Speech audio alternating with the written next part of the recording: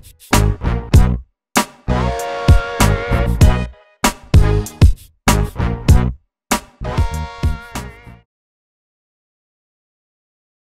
is it that you think makes activism important, especially in today's society? I think we live in a time of war, distress, poverty, hunger, and so on. And I think there are so many small ways that people can make a difference and enable, sort of, try and change the imbalances that are out there and make things better for most people. And what is it that motivates you as an individual? For me, I think activism is the first time maybe you realise it's not fair, it's not right, when you actually stop and say that's not fair and I want to do something about that. And it goes from there to trying to stop, weapons of mass destruction that are sold by the main economic powers in the world, trying to stop that, exporting war to other countries. And finally, what advice would you give to other activists who are thinking of going into this at the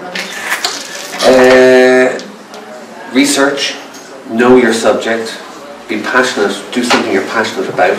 Be sure and take care of yourself as you keep the joy of whatever makes you feel good as you go about your activism, because it's not just a chore or not something you do just because you feel you have an obligation to do it, but it's something that you really believe in, because it's easy to see if someone really believes what they're talking about, or if they're just saying something they read somewhere and learned off by heart and thought they should say.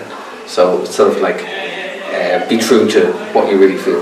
Has your own perception of activism changed over the years?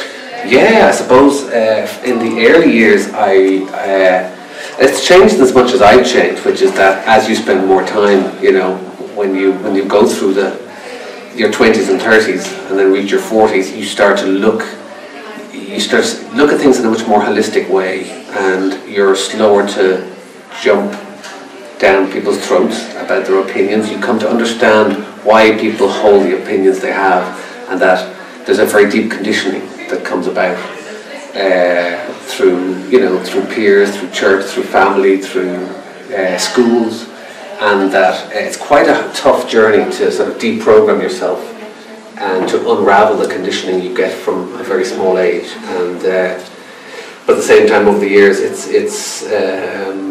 there's always encouraging, positive signs of change, and I think we're living in a time of change and new, fresh ideas.